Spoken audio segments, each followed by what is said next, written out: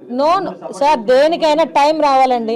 ఇప్పుడు నేనేమైనా చెయ్యాలనుకుంటే నేను లాఠీ పట్టుకుని తిరగాల? నేనేమైనా చెప్పండి, ఇలా గన్ పట్టుకుని తిరగాల? నేనేమైనా చెయ్యాలి అంటే నమ్మకం. నో సార్, దేనికైనా టైం మాట చెప్తున్నానండి. కార్యకర్త స్థాయిలో కార్యకర్త సఫర్ అయ్యారు, ఒక ఎక్స్ఎమ్మెల్యే స్థాయిలో నేను సఫర్ అయ్యాను, ఎమ్మెల్యేల స్థాయిలో కొంతమంది ఎమ్మెల్యేలు సఫర్ అయ్యారు. అందరికీ మించి 14 సంవత్సరాలు ముఖ్యమంత్రి చేసి ఇంకో 15 సంవత్సరాలు అపోజిషన్ పార్టీ లీడర్ చేసిన చంద్రబాబు నాయుడు గారే 53 రోజులు సఫర్ అయ్యారు ఏమీ లేకుండా. నో సార్, దేనికైనా టైం రావాలండి. ఇప్పుడు నేనేమైనా చెయ్యాలనుకుంటే నేను లాఠీ పట్టుకుని తిరగాల? నేనేమైనా చెప్పండి, ఇలా గన్ పట్టుకుని తిరగాల?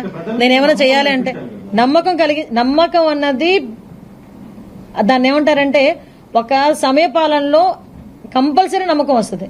అసలు మీకు ఇంకో విషయం చెప్తున్నా, చంద్రబాబు నాయుడు గారు ఛార్జ్ తీసుకున్నారంటేనే ఒక 50% నమ్మకం వచ్చినట్టే. మిగతా 50% మేము చేసే యాక్షన్ మీద కానీ వాటి నుంచి వచ్చే రియాక్షన్ మీద కానీ ఉంటుంది. కానీ ఈ రోజున్న సిచ్యువేషన్స్ మేము చెప్తున్నాం. అప్పుడు చంద్రబాబు నాయుడు గారు ఏం చెప్పారు, లోకేష్ గారు ఏం చెప్పారు, వాటన్నిటి మీద మేము స్టాండ్ అయ్యే ఉన్నాం. ఎవరిని కూడా చట్టపరంగా వాళ్ళందరినీ కూడా మేము చూసుకుంటాం, వాళ్ళందరి సంగతి మేము చూసుకుంటాం. కానీ ఏ కార్యకర్త కానీ ఎవరు కూడా చట్టాన్ని తన చేతిలోకి తీసుకోవద్దు, దాని సమయం పాటించండి. దీనివల్ల పార్టీ నష్టపోతుంది, ప్రభుత్వం మీద చెడ్డ పేరు వస్తుంది. దానికి మీరందరూ కూడా మాకు సహకరించండి. అవే మేము చెప్తున్నాం.